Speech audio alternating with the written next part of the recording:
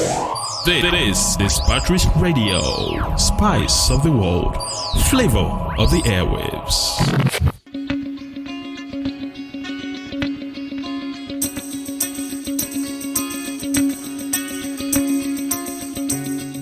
Patrice Radio is here to spice your world and flavor your airwaves with quality content, always.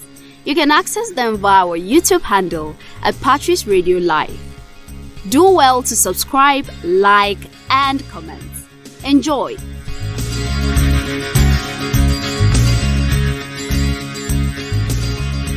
Welcome to Answers with Dr. Reju, where critical life issues are clarified. My name is Joan, and I'm in the studio with Lois. Welcome to the studio. Good afternoon. And of course, Dr. Reju, the Chief Resource Person of the Center for Transformational Leadership, CTL JOS. You're welcome to the studio, sir. Thank you, Joanne. Hi, Lois. Good to see you guys. Good to see you too. Usually we know, or if you've been following Dr. Reju, you know that from time to time he's always musing on Facebook. And not everyone agrees with some of his ideologies though. So we'll be looking at the one he posted. But sir, we're going to be asking you questions from what you said. Okay. So my first question would be, do you agree with John's thoughts that the world is still waiting for the fulfillment of the MLK dream? That is the Martin Luther King dream. I was almost prompted to put the question back at you. Have you ever heard of the speech? Yes, sir. I Have a Dream. Yes. Have you read it before? I've watched the video. Okay. The whole gist of that speech is about, it's about equality. He said he had the dream is that one day, his society will no longer judge him by, the color of his skin, but by the strength of his character. Mm-hmm. That one day, this issue of segregation and all those kind of things will no longer be. Now, where I really agree with John Stott in that maybe in that write-up is that a lot of people think that the dream of Martin Luther King was fulfilled when President Obama became president of America. But personally, I don't think that is what, because it's obvious that's not what Martin Luther King was talking about, right? What he was talking about it, there will be a time when people will no longer be judged by the color of their skin, but by the strength of their character. Obama becoming president hasn't changed that. So it's as simple as that. If under Obama, I think more blacks were killed. After that speech, there was a landmark kind of program in America, the desegregation law, where schools are no longer only for whites or black and all those kind of things. But a lot of people, the consensus is that Obama becoming president was the fulfillment of that dream.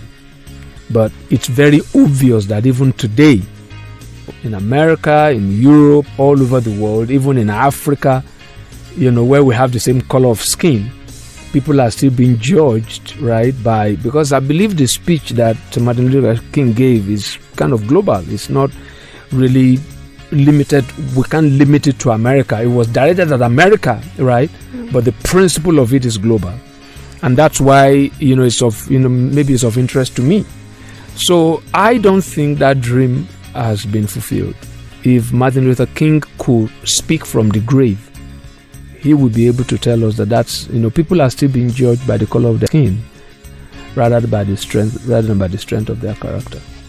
Okay, you said something about Obasanjo presidency. You said it's just like the Obama presidency. It was a gift rather than a reward. Yeah. I would like you to... the reason I said that even the Obama presidency is not the fulfillment of Martin Luther King's dream is because I said he's becoming president. I compared it to Obasanjo becoming president. Obasanjo becoming president was supposed to be, the way it was designed was, okay, in 1993, there was an election that was reflective of, regardless of people's differences in terms of tribe, in terms of religion, we can actually have a bit of a, maybe like, unity in diversity. And that election was scuttled. So Obasanjo becoming president, number one, that Obasanjo came out of jail. There was no political base. So his becoming president was not based on any kind of a credible, campaign, or that he had a plan.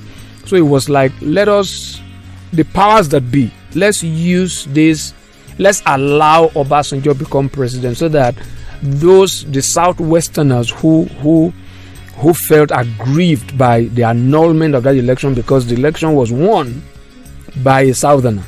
So Obasanjo's presidency was just kind of used to appease, right? So that's not a function or a product or a result of any kind of a strategic plan.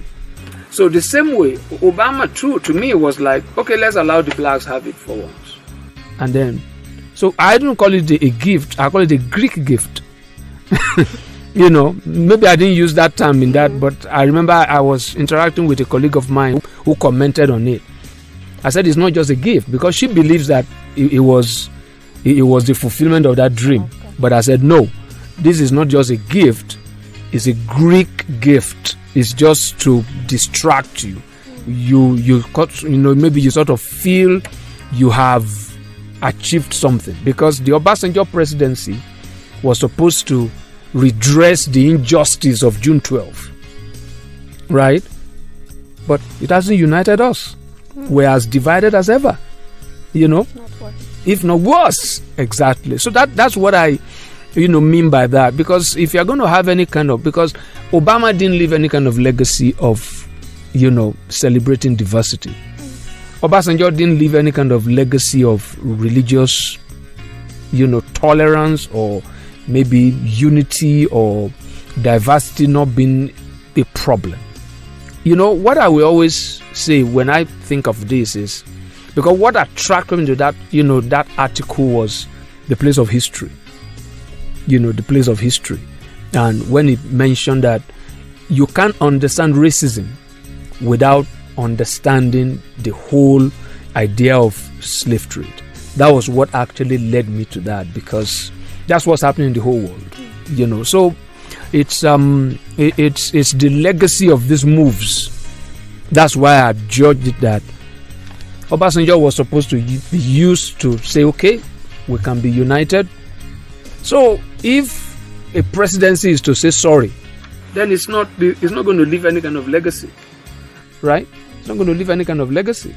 So that's why, that's what drew me. I mean, it's an article I've read over and over, and that's why I reread it, and it sort of threw light on what is actually happening in the world today, with all the noise about Black Lives Matter, with all the noise about religious tolerance, so that's why even here in Nigeria, the issue now is the terrorism that's just Reju said again in the in the Northwest. Yeah. Okay, growing up, we've heard so much about slave trade. Mm-hmm. The buying and selling of slaves, and most of the slaves were blacks. And in your write-up, you said something about most of the stories focusing more of the evil being perpetrated, than mentioning those who are involved in, the selling. So I want to know, we've been hearing of the buying and the selling. So who sells the slaves to who? Good question, because this is really where, because the main gist of this, my write-up is that if we don't take responsibilities, for whatever is happening to us, we will never be able to solve the problem. Now, what comes to mind when we hear slave trade, right? It's blacks being taken to Europe to serve in sugarcane plantations. Yeah, that's what we hear. But if it's a trade, and that's why I asked those questions, if it's a trade, that means it's a buying and selling. Over the years, we have actually focused on the activity of the buyer. There's no way I can get oranges to buy if somebody is not displaying the wares. Displaying oranges. So if I took orange, there is a transaction that took place. Somebody is willing to sell, and I'm willing to buy. right? So, over the years, when Africans talk about slave trade, they blame the buyer, right? But if you look at it, because what especially, in this program, we want to focus on emerging leaders.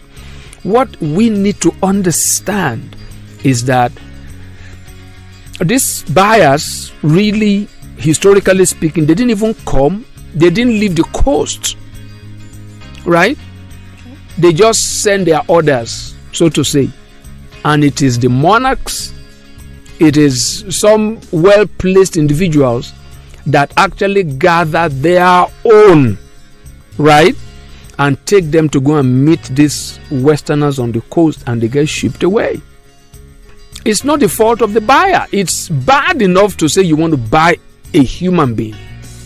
I personally think if I have the desire to buy a human being and I approach you, I want to buy your child so that I can make your child a slave. That's just an expression of interest. That's just an offer. If you don't approve, there will be no transaction. So for me personally, the person that gets the bulk of the blame is the one that sells his own. Yeah, is the one that sells his own. So that's the way I look at it. We need to change that story. Have another look at that history when you talk about slave trade. Because your mind goes to chains, it goes to the evil of those who walk them away, treat them as properties. You see, Hitler can bring up any kind of idea that Westerners are superior. Maybe Africans are animals. He has every right to say whatever. You can call me an animal, right? You can call me an animal. That's your opinion. Right? But the day I believe I'm an animal because you said so, then there is a transaction. So we have over-focused on what was done to us, not what we allowed to be done to us. Right? That's the real issue. So when we talk about slavery, that's my point. When we talk about slavery, let us tell the whole story. We sold our own. That's why I ended that particular, that write-up with that line. African freedom was never stolen. We gave it away. But because freedom is not a tangible, it's not a physical product, right? It's not something you are going to go there and go and collect. You can remind yourself, right? You can remind yourself. If I wanted to go into Bob Marley's song, emancipate yourself from mental slavery. You say we are the only one that can free ourselves. Yeah. This is still Answers with Dr. Reju, where critical life issues are clarified. I'm still in the studio with Skiffy and Dr. Reju. Okay, so Dr. Reju was saying something about our freedom, like we gave up our freedom. It wasn't taken away from us.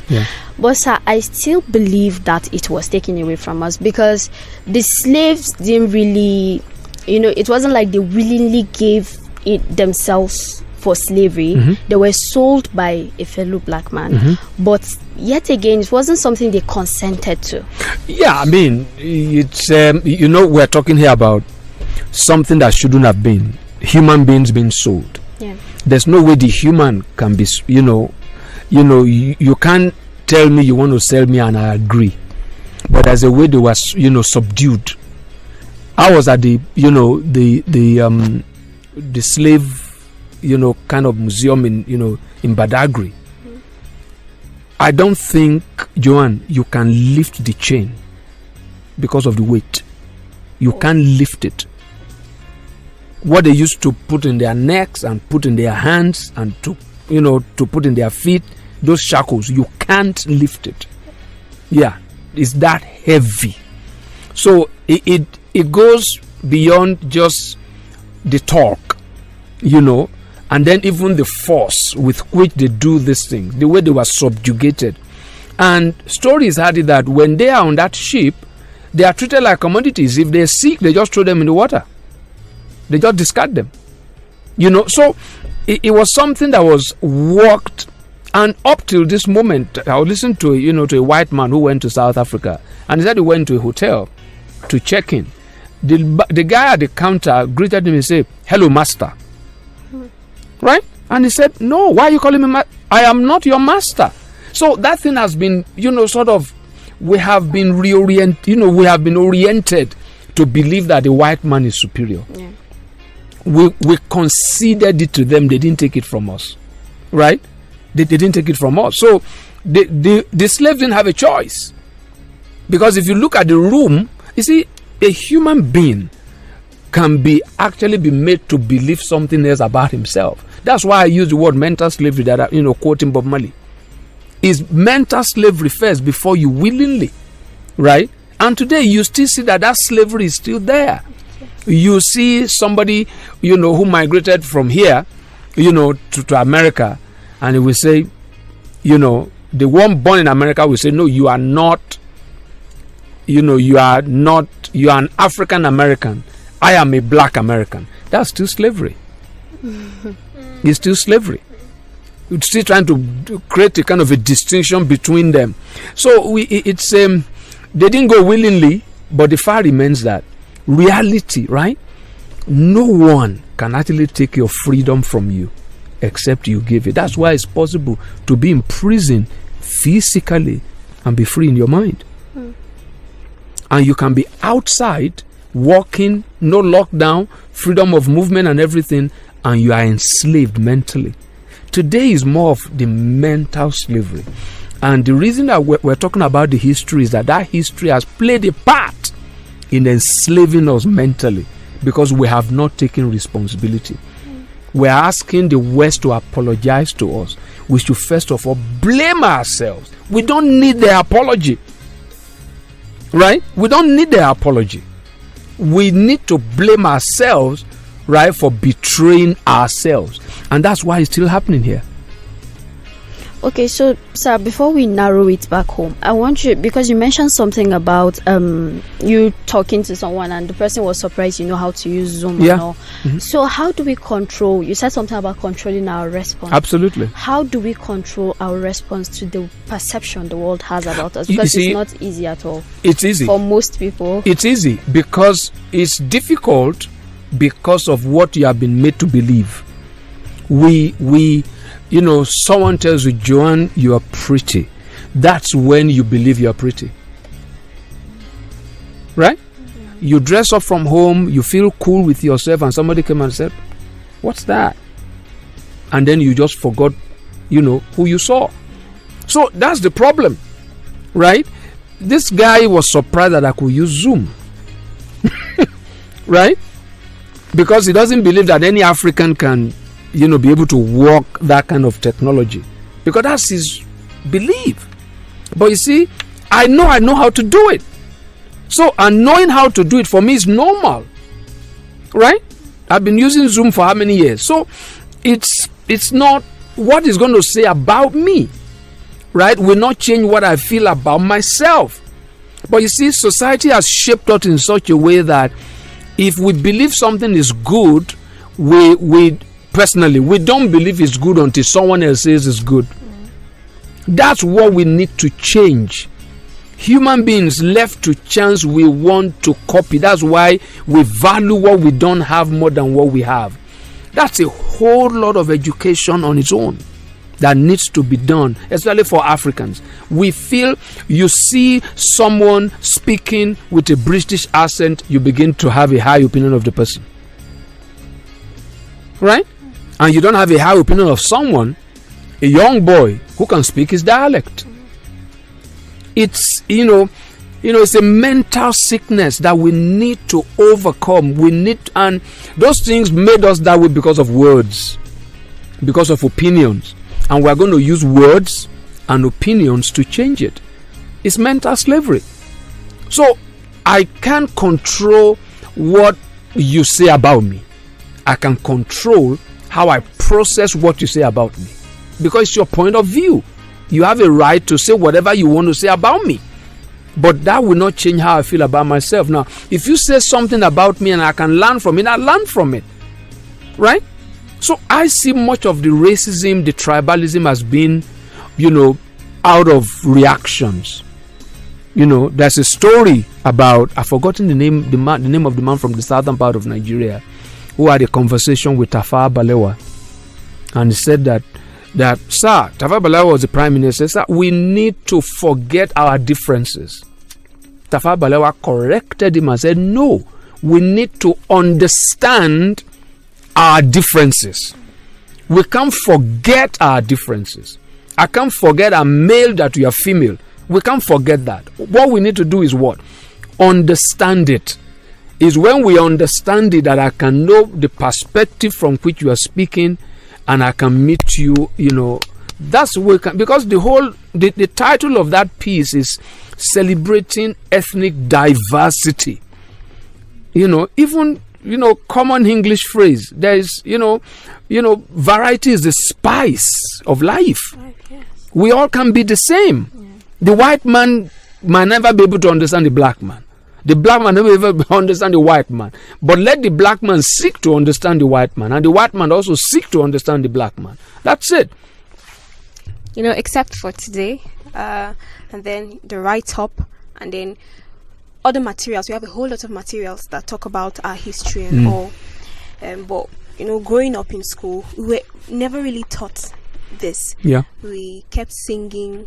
On the 1st October 1960, Nigeria got her independence. Yeah. And then we get to wonder, when we were growing up, we started asking ourselves questions like, independence from what exactly? Okay. In history and government, when we're in school, we're taught about the Nigerian constitutions, or one terracotta head and something. We were not really taught, this. And now we're contending with these issues. How can we tell, the younger ones and ourselves, how can we learn about these things? Because we were not taught, and we're contending with these issues, and we're meant to just take it. When you tell your child, see, this is how life is, so just take it as it is. We're not told what happened and why we've gotten to this point, and why we need to change. and why we need to change. Yeah. So how can we inculcate this into our school system, our educational system, so that the young ones who are coming up will really know, if we are fighting, we know exactly what we are fighting? This is a very good question, because it's coming up at a time when I'm beginning to sense that we can actually begin to because our problem is, and it's a human problem, once you can find an excuse for your not too good a situation that you find yourself, you will never be able to change it. Because we can easily say, okay, one of the problems we have is that history was not taught in school.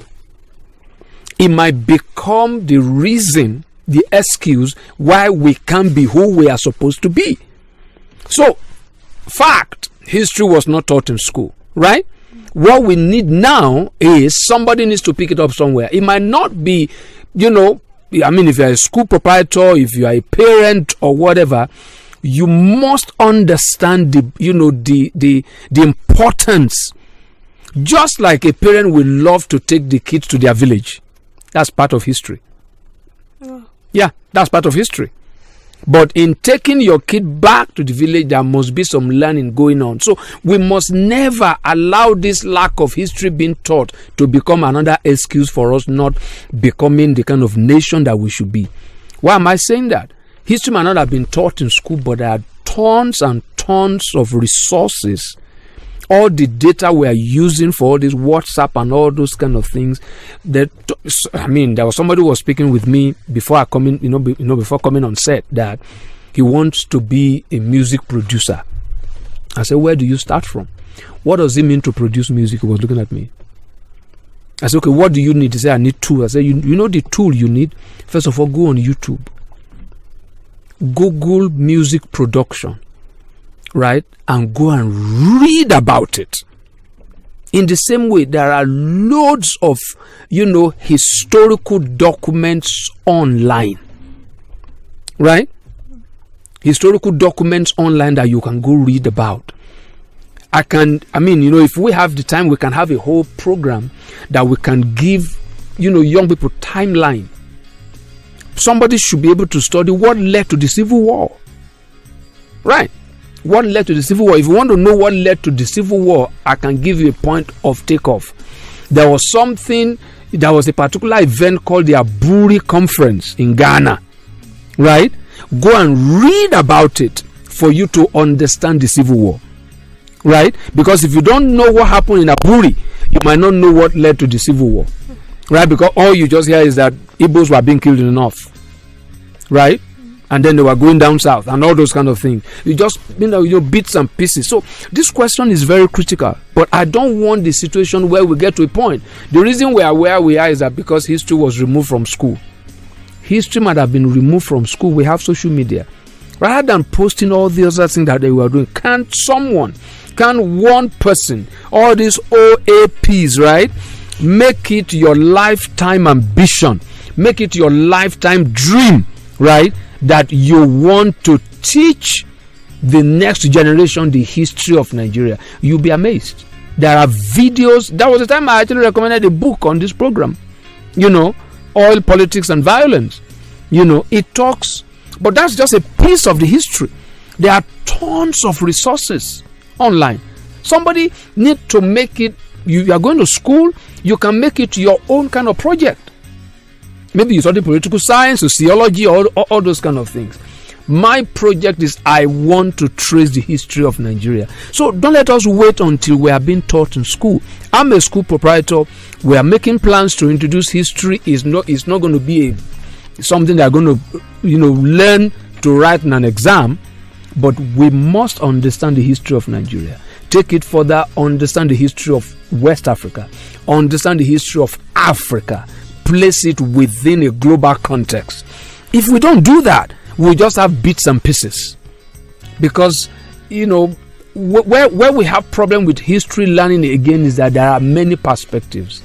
There's something I said about this article that the reason I love John Stott is because he's always very honest about his bias and he wants to learn.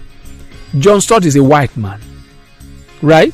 But he writes in a very, very objective way.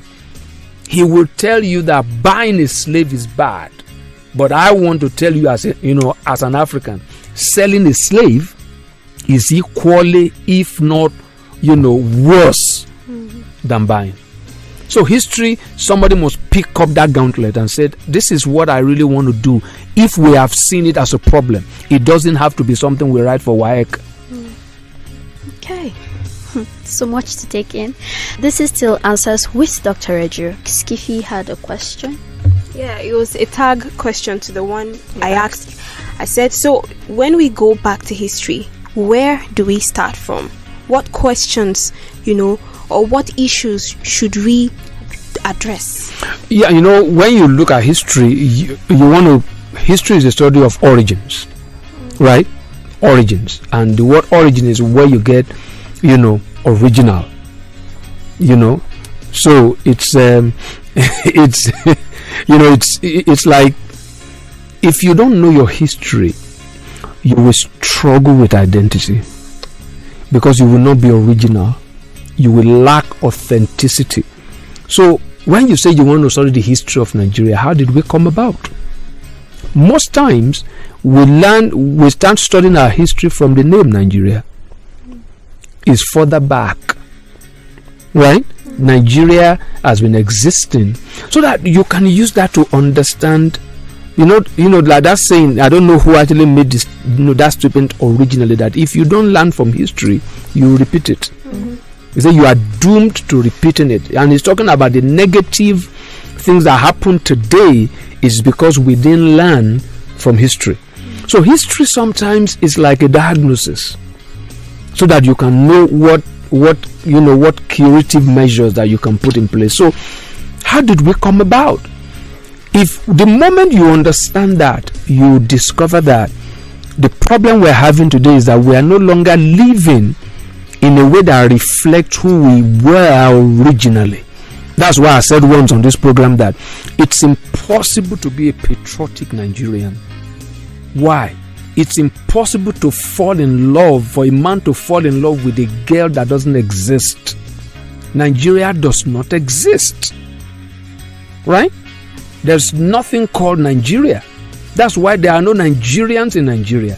The reason we're still excited about this this imaginary nation is because we don't learn from history. All right. Thank you, sir. We've come to the end of the program for today. Thanks for listening.